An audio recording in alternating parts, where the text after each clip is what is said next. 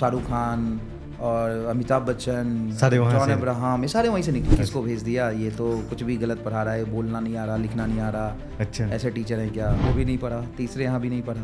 तो रजिस्ट्रेशन भी मेरा कैंसिल हो गया, ट्यूशन भी नहीं मिला। उस समय दिल्ली में 2 रूम था हमारे पास, जिसमें 5 लोग रहते थे। अच्छा खुद ही खाना बनाते थे, खाना खाते थे और टिफ़िन में रोटी लेके जाते थे कॉलेज। अच्छा दिल्ली यूनिवर्सिटी कॉलेज बहुत हाई फाई होते हैं, अच्छा तो वहाँ पे कैंटीन वैंटीन सब था, लेकिन मैं अकेले ही रहता था ज़्यादातर टाइम, क्योंकि मेरे जैसा कोई और था नहीं वहाँ पे। अच्छा लेकिन पढ़ता था, फिर मैं अकेले रह के पढ़ता था अच्छा और मेहनत धीरे धीरे करता दोस्त भी बने कुछ।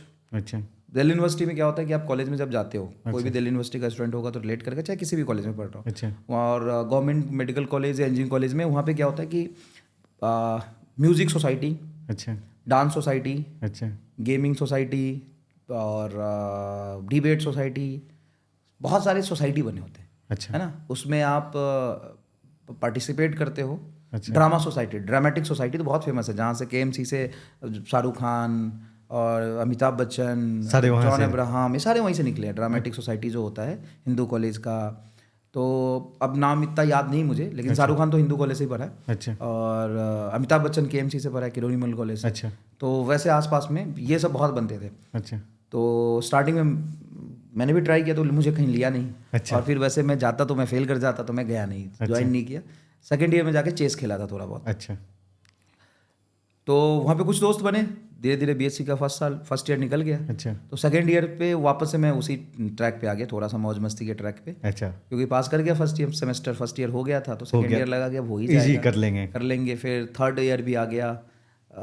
मैं पढ़ाता भी था वहाँ पे अपने दोस्तों को ही, जिसके मार्क्स और कम आने लगे ना, तो धीरे धीरे जो फन करते थे, किसी की सोसाइटी में होते थे, अच्छा तो उनका बैकलॉग हो जाता था क्लास का। अच्छा फर्स्ट ईयर के बच्चे को पढ़ाते था? नहीं, अपने साथ वाले बच्चों को। अच्छा अपने साथ फर्स्ट ईयर वाले बच्चे को नहीं, अपने साथ वाले बच्चों को। जैसे क्या होता है ना कि कॉलेज में जाने के बाद तो आप most of the time funny रहता है, बहुत सारी चीज़ें, फेस्ट हो रहा है, कुछ भी हो रहा है, कुछ भी हो रहा है, ट्रैवल कर रहे हो, तो एग्ज़ाम के 2 दिन पहले ही पढ़ते हैं बच्चे। अच्छा और साल भर पढ़ने वाले बच्चे भी एग्जाम के 2 दिन पहले ही ज़्यादा पढ़ते हैं, क्योंकि वहाँ पे पैटर्न फिक्स होता है कि ये 50 सवाल है, ये 40 सवाल है, इसी में से 10 आएगा, इसको तो रट पढ़ लो लो आ उसको। जाएगा। हाँ, चाहे कोई भी हो, रट लो इसको। नॉलेज लेना एक अलग चीज़ होता है, मेडिकल कॉलेज में तो नॉलेज भी लेना पड़ेगा ना आपको, हाँ, बिल्कुल ताकि आप डॉक्टर बन पाएंगे। डॉक्टर बन बट पाएंगे। एग्जाम की जहाँ तक बात है, मेडिकल कॉलेज में भी फिक्स होता है, 20 सवाल पढ़ने हैं, उसमें से 5 आ जाएगा। अच्छा हाँ, बट नॉलेज नहीं मिलेगा ना, रट के आप लिख के आ जाओ, रट के लिख के तो आ वो वाली जाओ। बात है। तो ऐसे उनको पढ़ाता था। थर्ड ईयर निकल गया ऐसे करते करते। अच्छा थर्ड ईयर के बाद एक जैम का पेपर होता है, दिल्ली यूनिवर्सिटी का एंट्रेंस होता है। अच्छा अब लगा कि यार अब तो 3 साल निकल गए अच्छा और घर से थोड़े बहुत पैसा आता था, उससे अपना काम चल रहा था, कमाया नहीं उस समय, कुछ जॉब भी नहीं करता था। टीचर बनने की कोशिश किया मैंने दिल्ली में। अच्छा ये भी एक बहुत इंटरेस्टिंग कहानी है जो कि हिडन है। अच्छा पैसे की दिक्कत थी, अच्छा तो बीएससी के थर्ड ईयर से मैंने कोशिश किया। अच्छा और उस समय अब टीचर अगर हो, आप फिजिक्स पढ़ाते हो अगर 11-12 के बच्चों को, अच्छा तो 500 से लेकर के आपको 1000, 1200, 1500 रुपये मिलते हैं पर आवर। अच्छा आज तो पता नहीं कितने मिलते होंगे। अच्छा तो अगर आप दिल्ली में अच्छे सीबीएसई के बच्चे को, अच्छे फैमिली का कोई बच्चा है, अच्छा अगर आप वहाँ पे जाते हो पढ़ाने, अच्छा तो आज शायद होगा 3000-3500 रुपये 1 घंटे का। बिल्कुल सर, पटना में उस है समय सर, मुझे, 1000 पटना 2000। में मुझे नहीं पता। अच्छा तो उस समय हम लोग 3000 में पूरा साल पढ़ा देते, अब तो अच्छा नहीं, अपन तो पीडब्ल्यू में पढ़ाते ही है ना, 3000-4000 में पूरे साल पढ़ाते हैं। हाँ उस समय 300 रुपये हुआ करता था, शायद मुझे याद है, 300-500 रुपये। अच्छा 300, अच्छा 500 फर्स्ट टाइम टीचिंग वहाँ आप पढ़ाए थे? शुरू किया था मैंने 300 से 500 रुपये पर घंटा कोशिश किया। तो उसमें क्या होता है कि आपको ब्रोकर को 1000 रुपये देना होता है पहले रजिस्ट्रेशन के लिए। अब ब्रोकर होम ट्यूशन का ब्रोकर होगा जो होम ट्यूशन आपको फिर देगा। तो मैंने 1000 रुपये जमा किया, होम रजिस्ट्रेशन कराया। अच्छा तो उसने मुझे दिया 5 लीड दिए भाई। अच्छा तो मैं पहले लीड में गया, वो बच्चा था, मैं उसको डर लग रहा था, काँपते काँपते कुछ पढ़ा के आया। अच्छा उसने बोला ठीक है सर, कल से कंटिन्यू करेंगे, अच्छा 300 रुपये पर घंटा पढ़ाएंगे। फिर उसका कल उसके मम्मी का कॉल आया शायद ब्रोकर वाले को कि किसको भेज दिया, ये तो कुछ भी गलत पढ़ा रहा है, बोलना नहीं आ रहा, लिखना नहीं आ रहा, अच्छा ऐसे टीचर हैं क्या। तो मैं, ब्रोकर वाला भी डांट दिया मुझे अच्छा कि तुम बीएससी कर रहे हो, तुमको इतना भी नहीं आता अच्छा है ना। तो अब बोल क्या सकता था, कुछ बात नहीं। फिर दूसरी जगह उसने बोला, मैंने बोला कि भैया कर लूँगा, दूसरा भेजो, दूसरे यहाँ भेजा। फिर कुछ ऐसा हुआ, वो भी नहीं पढ़ा, तीसरे यहाँ भी नहीं पढ़ा। तो रजिस्ट्रेशन भी मेरा कैंसिल हो गया, ट्यूशन भी नहीं मिला मुझे। अच्छा हाँ, तो पढ़ा नहीं पाया। फिर उसके बाद फाइनल बीएससी का फाइनल पेपर आ गया। पेपर दिया, और उस समय थोड़ा मेहनत किया एंट्रेंस के लिए। अच्छा तो IIT जैम का पेपर दिया, उसमें मेरे अच्छे रैंक थे, अच्छा 100 के राउंड। और दिल्ली यूनिवर्सिटी का एक पेपर होता है MSc के एंट्रेंस के लिए, पूरे इंडिया के जितने BSc करते हैं ऑलमोस्ट 70% लोग भरते हैं पेपर अच्छा दिल्ली यूनिवर्सिटी से। जैम और दिल्ली यूनिवर्सिटी का पेपर इक्विवेलेंट होता है, अच्छा पेपर होता है।